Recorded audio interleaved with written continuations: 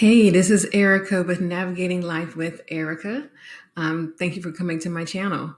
I realize now we are in the new year 2025, and I haven't done an update video on my breast cancer journey since August of 2024. So much has happened in that last quarter of 2024, and actually at the end of quarter three, I guess that would be in July. I believe I was giving a recap back in August of what my experience was.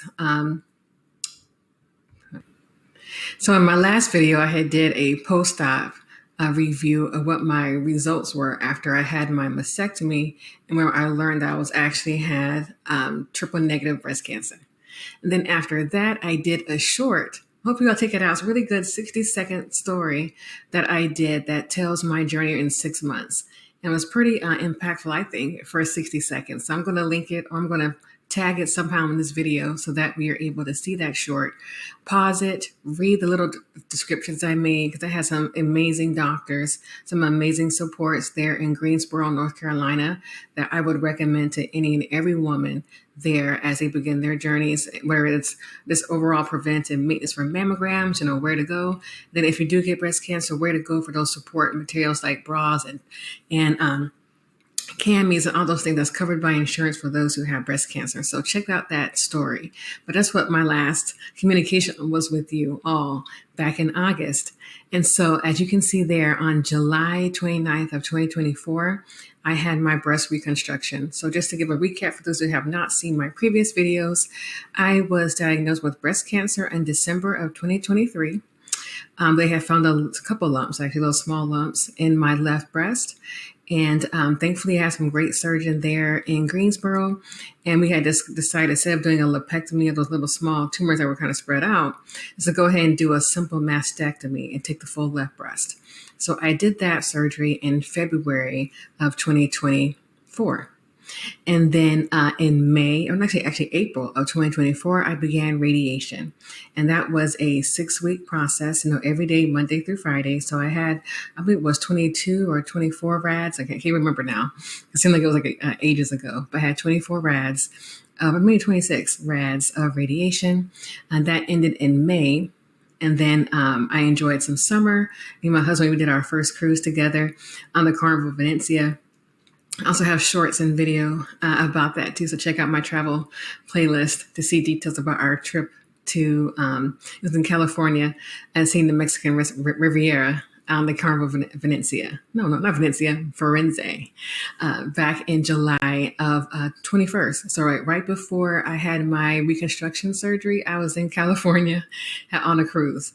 And I had a really funny story to tell you about that. Actually, I'm going to tell you now. So before the cruise, I already had decided that I wanted to do the breast reconstruction surgery, especially the DIEP Flap. I'm going to go in more detail on what the DIEP Flap is and exactly what I had done. But during my cruise experience, one funny thing that happened that I had to share with you all was that I was wearing one of those. So I was wearing a halter top. And at the time, because I had my left breast gone, it was flat on that side, and I had a line across because I had that simple mastectomy, and then I had my regular droopy boob on my right side. So I was wearing a very unfortunately flimsy kind of a bra underneath it. And so thankfully, through my insurance, I was able to get an artificial prosthetic boob by the brand of Omina. So I'm just going to show it to you. How many of you can read it? Well, but I highly recommend this brand for women who are getting a prosthetic breast after mastectomy.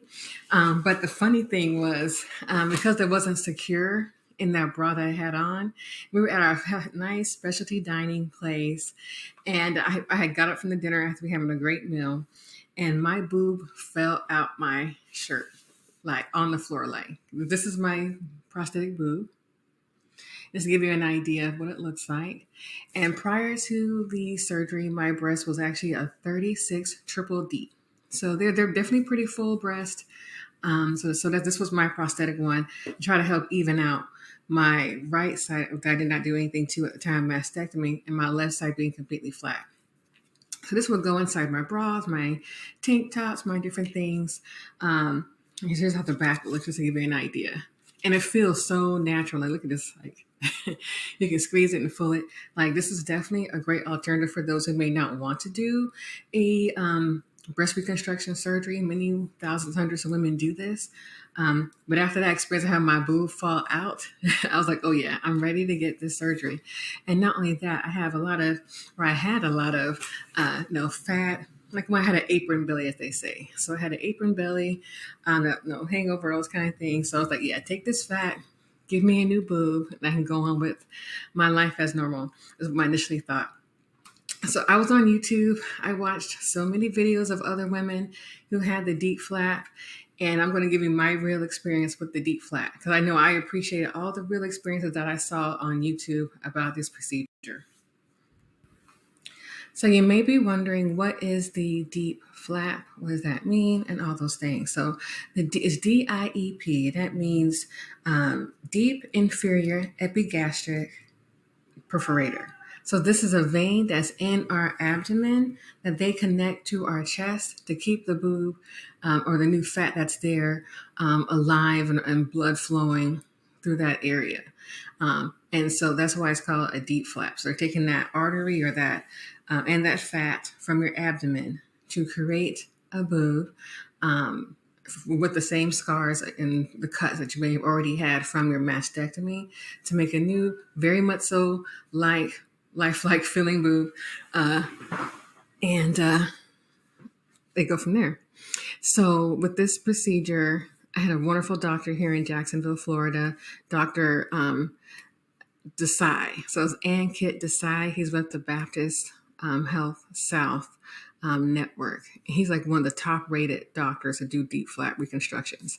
And actually, because as you know, I lived in Greensboro at the time of my diagnosis with breast cancer, and I could not find actually like a doctor or a plastic surgeon who did DIEP flap. And because a lot of them, they said, takes several hours. It can be like a 14-hour surgery for some people, or they do that often.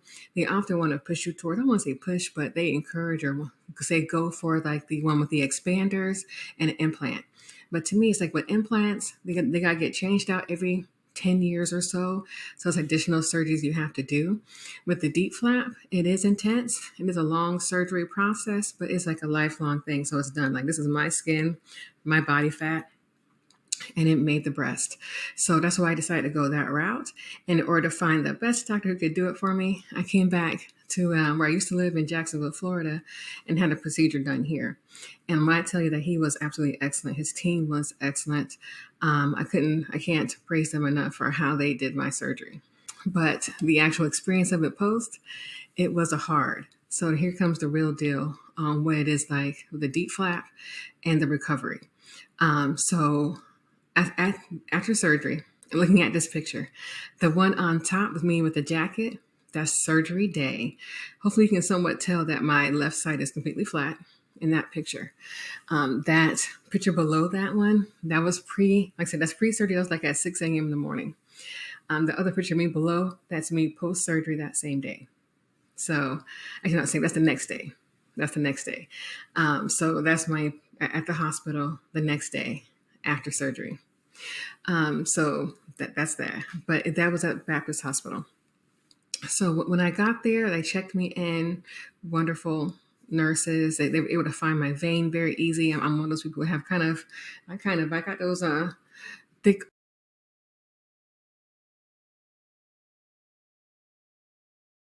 But it was very much so successful.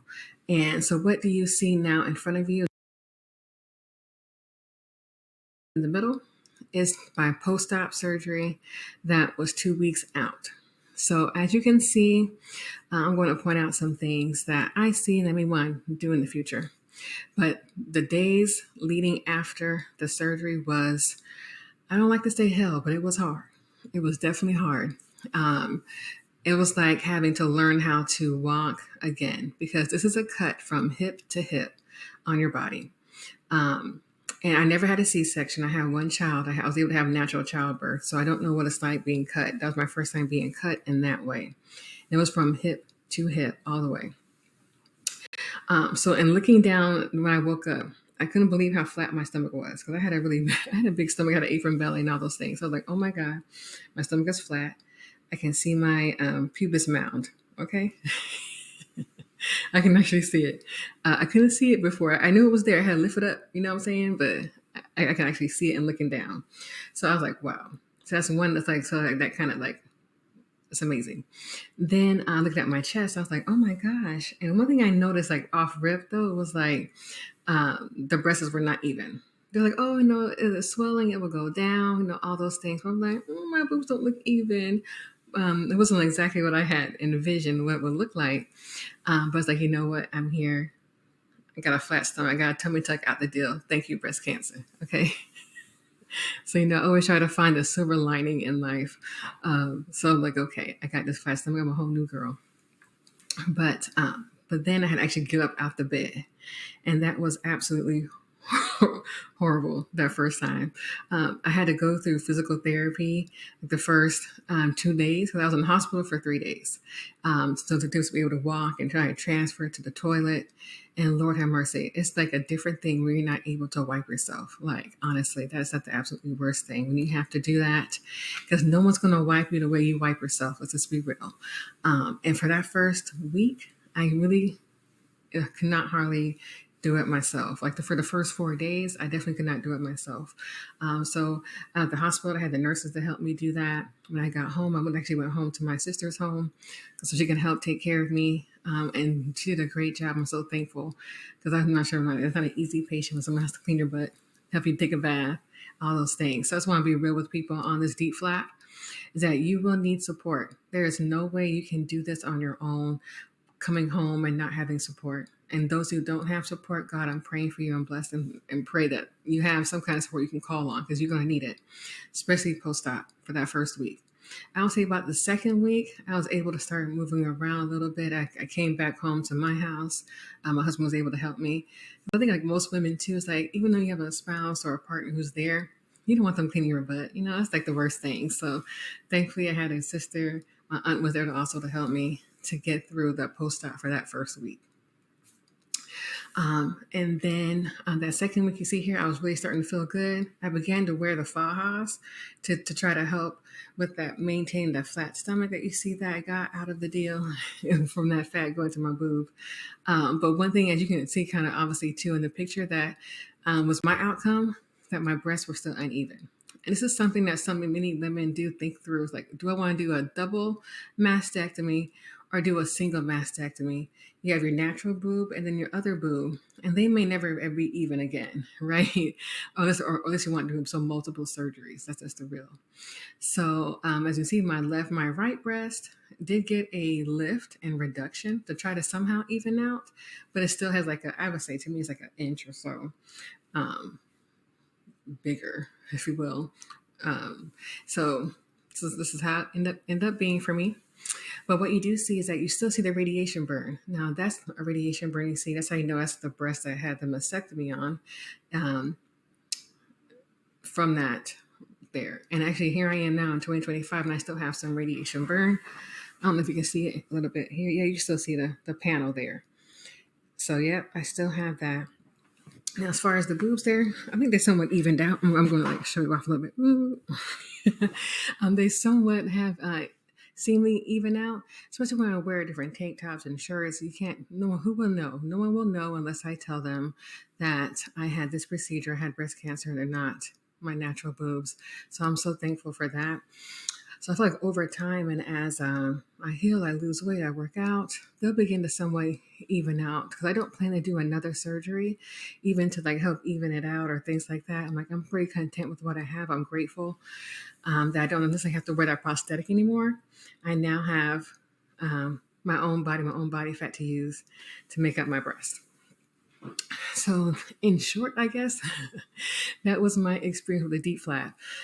So for me, the recovery time, I needed the full 6 week out. So I was out of work for 6 weeks. Thankfully, I have great insurance. I work for a great company that have short-term disability. So I didn't lose out too much there. I was able to take that time to heal. Now, the kind of work that I do, I'm out in the community every day. So there was no way I could be out there and have this and heal. But thankfully, after that 6 weeks, I was good to get back out there and do what I do and be a testimony really to those who couldn't believe that, what, you had breast cancer this year, you've been through a mastectomy, radiation, and breast reconstruction, all in within like an 8 month period of time. Like I said, I had the surgery in February of 24. Radiation began in April, and then reconstruction was done at the end of July. So there's definitely a lot that all happened in 1 year, but I'm so thankful. And one thing I have to admit that radiation has done that I notice now, that it does impact your lungs. So it does, like where I may seem like talk like I'm winded, but this is part of the radiation effects. This is what I've learned. So I can't say, first I'm excited about doing this video, so maybe adding to why I may sound so winded. But yeah, it's one of those side effects from radiation, but I'm thankful for it. And in my next Storytime update in regards to my breast cancer journey, I'm going to share what was done because I am in remission. And how we learned that was through different tests and body scans. I'm going to talk to you about the blood test I had done, what my results were, then also too, like what my plan is as far as monitoring my continued remission from breast cancer throughout the rest of my life now. So please do in the comments if you have questions about the DIEP Flap Reconstruction, what it's like having a breast lift. If you also have had that done, tell me about your story. I want to hear about it. Was your breast uneven post-surgery for those who had one natural boob and one boob made from your fat? I want to hear your stories too. So I thank you for navigating life with me. And I'm here to navigate life with you. And peace out from Erica from Navigating Life with Erica. Be blessed. Bye.